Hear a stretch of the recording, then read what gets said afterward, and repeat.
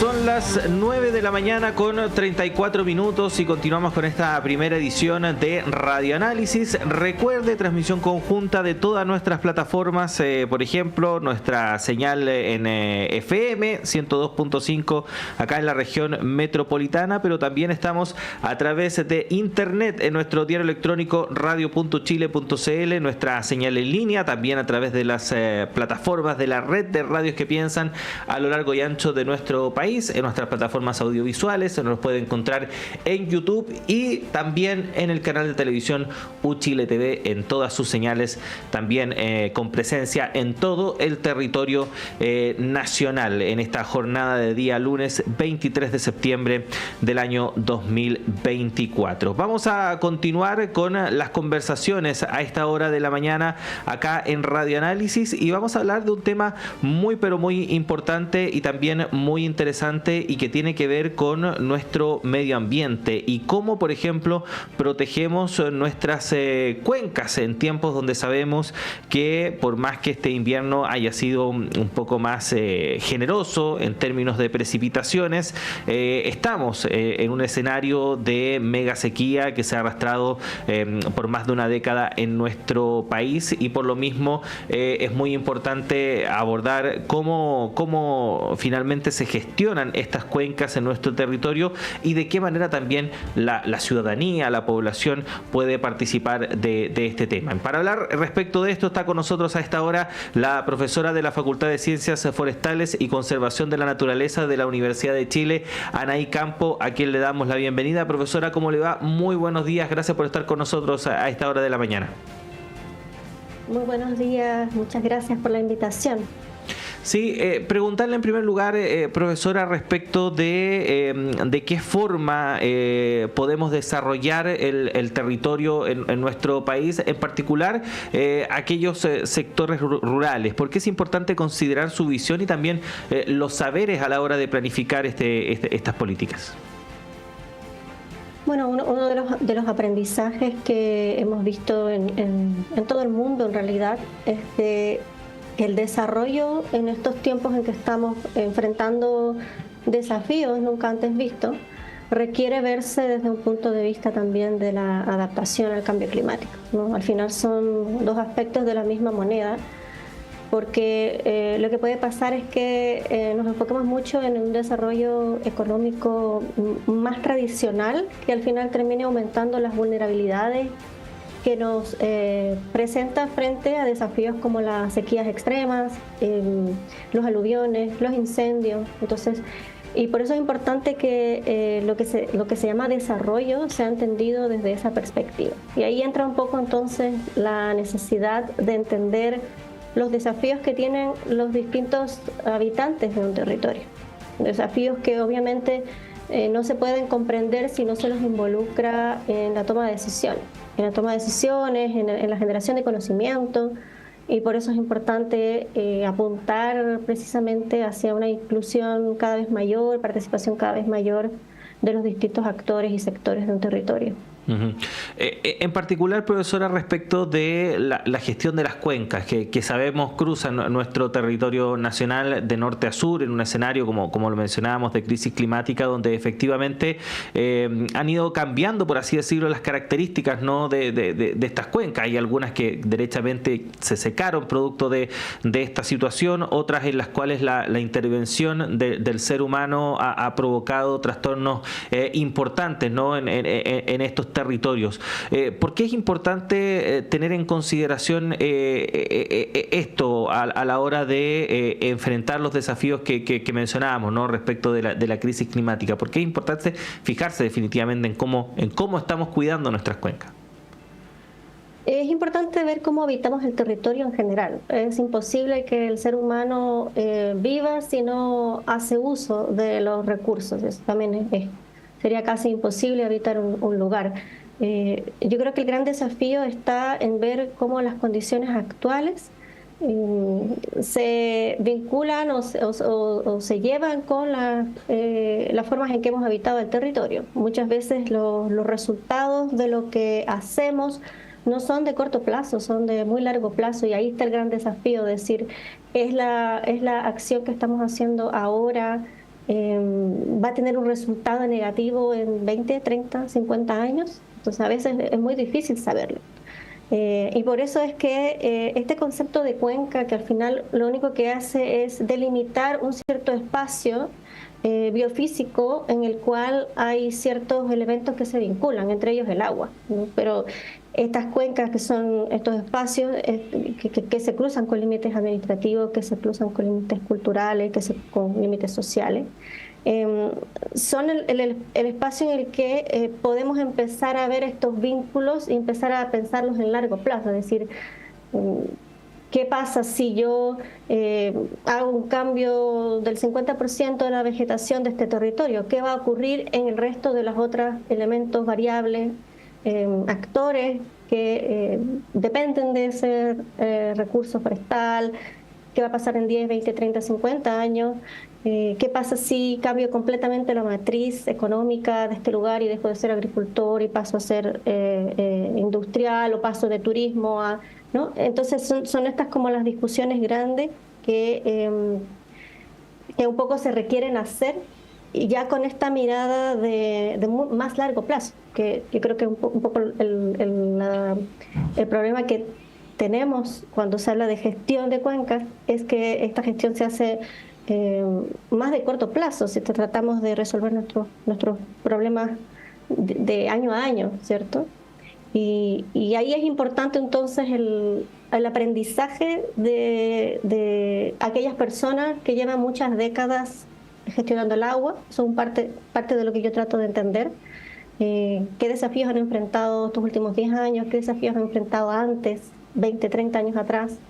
¿Qué tan distintos son? ¿Qué aprendizajes han tenido? ¿Qué redes de colaboración se han generado? ¿Y qué limitaciones todavía tienen, ¿no? Y a eso también, ¿qué actores no han sido involucrados y podrían también prestar un rol importante cuando se habla de mirar hacia el futuro? Sí, y a propósito de eso, profesora, porque una de las críticas en general que se hace a la elaboración de políticas públicas en nuestro país es que es muy centralizado todo, ¿no? Que todo, en el fondo, hay pocos espacios, o si los hay, son bastante limitados para la participación de otros actores que no sean quienes finalmente están en los gobiernos centrales o son autoridades, etcétera, etcétera. ¿De qué manera se podría hacer más participativo, por ejemplo, este punto que estamos conversando y que de esta forma la gestión sea más integral?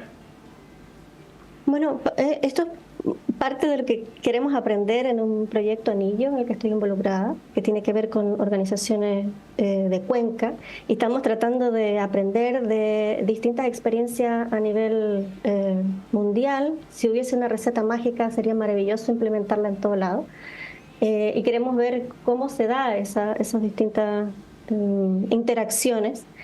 Lo que sí está claro, y eso lo trabaja mucho la literatura que tiene que ver con la adaptación, es que no sirven las recetas mágicas ni las recetas como estándar, y mucho menos si vienen como desde un nivel central que tiene una mirada mucho más global, versus las realidades locales, que son muy puntuales y que sus desafíos son distintos de uno a otro. Entonces, y es por eso que a raíz de esto es que surge el mayor interés en entender cómo se dan estas plataformas de actores, llamémosle, que algunos lugares se llaman consejos de cuenca, tienen otros nombres, pero que básicamente lo que tratan es de traer a la mesa distintas miradas, distintas experiencias, distintos intereses, generar sinergia, ver puntos en común, puntos en conflictos que siempre los van a existir. Es imposible que no exista conflictos entre distintos intereses de seres humanos.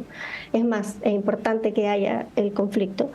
Y cómo eso puede fortalecer la gestión al final, llevarnos hacia más resiliencia, que es lo que se busca cuando hablamos de enfrentar los desafíos del cambio climático, de los cambios globales en general. Uh-huh.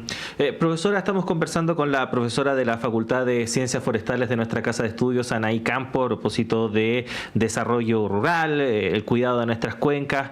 Siguiendo un poco de la línea respecto de lo que usted estaba señalando recién en torno a propuestas políticas que se podrían elaborar para enfrentar este tema, yo recuerdo una conversación que tuve, una entrevista que realicé hace mucho tiempo, hace muchos años, con un funcionario de CONAF a propósito de este tema, ¿no? de las cuencas, y él tenía un diagnóstico que era bastante crudo en ese tiempo, de un cierto abandono, ¿no? En respecto de algo tan fundamental para el desarrollo de nuestro país, algo que está presente a lo largo de todo el territorio, y constantemente nos estamos acordando de aquello casi exclusivamente cuando hay alguna tragedia, cuando hay algún desborde, cuando hay algún aluvión, etcétera, etcétera. Y él consideraba que quizás era importante avanzar a una institucionalidad que se dedique exclusivamente, por ejemplo, al manejo de cuenca. Él me mencionó un ministerio. No sé si el camino irá por esa línea, ¿no? Pero ¿qué se puede hacer para efectivamente ir elaborando políticas, ir construyendo propuestas que permitan una mayor atención y un mayor cuidado de nuestras cuencas? Bueno, esa línea de trabajo ya estaba en el actual gobierno. Parte de las propuestas era crear un consejo de cuenca, y se estaban avanzando con lo que se llamó consejos pilotos de cuenca, que básicamente era probar distintas estrategias en cada territorio y ver cuál funcionaba mejor en uno en otro, precisamente por lo que mencionamos, ¿no? Que cada realidad es completamente distinta. Hay territorios de Chile que tienen mucha experiencia en participando en la gestión del agua, y en otras en las que no hay casi nada. Uh-huh. Pero exactamente qué pasó o hacia dónde va esa línea de trabajo y esa política que se estaba trabajando, no lo sé. Entiendo que ahora lo que la Dirección General de Aguas, a través de su ministerio, está empujando es algo que se llama las mesas estratégicas, que son una instancia más relacionada con la planificación de estrategias en las cuencas, que tiene que ver con esta nueva ley de cambio climático, pero no tienen necesariamente el mismo objetivo que tenían los consejos de cuenca, ¿no? Porque las mesas estratégicas entiendo que van a estar más enfocadas en los actores con derechos de aprovechamiento de agua y algunos actores con posibilidades de toma de decisión, versus los consejos de cuenca, que dependiendo de cómo se trabaja en cada país, eso también no había una respuesta ahora concreta, puede incluir una diversidad mayor de actores, incluso sociedad civil, pueblos indígenas, ONGs, etcétera. Por eso estamos un poco explorando cuáles son las distintas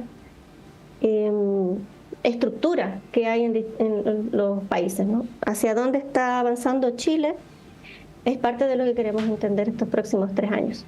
Uh-huh.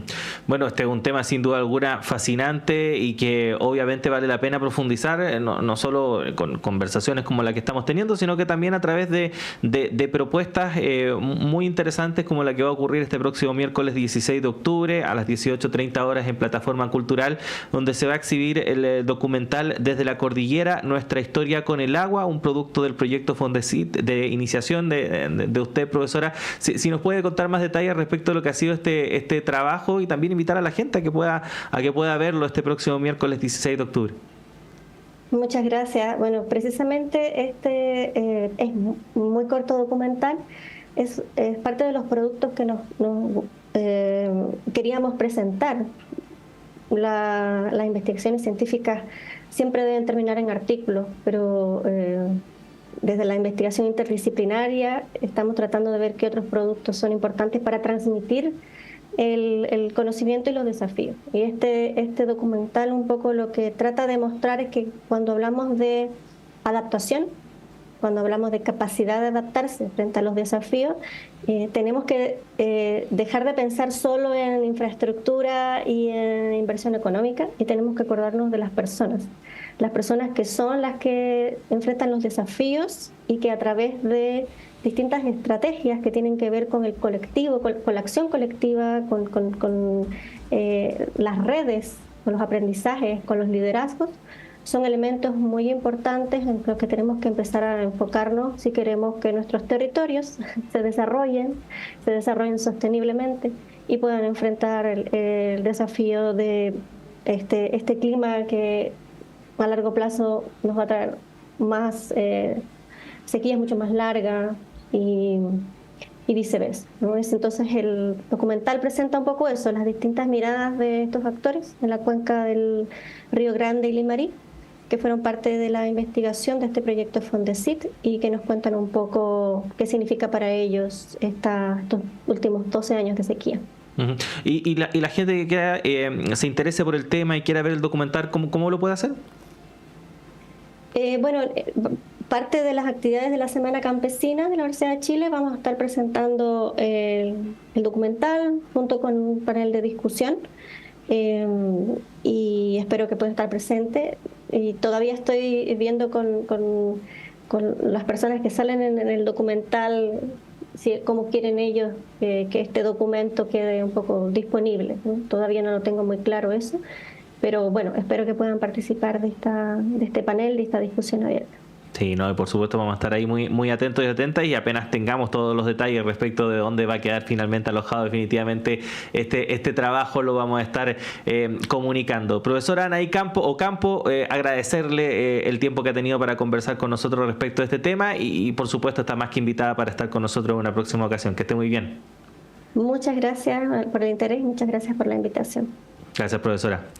Ahí estaba conversando con nosotros la profesora de la Facultad de Ciencias Forestales, Anaí Ocampo, a propósito de este tema muy interesante, desarrollo rural territorial, a partir también, por cierto, del cuidado de nuestras cuencas. Bueno, esta entrevista la hemos podido realizar gracias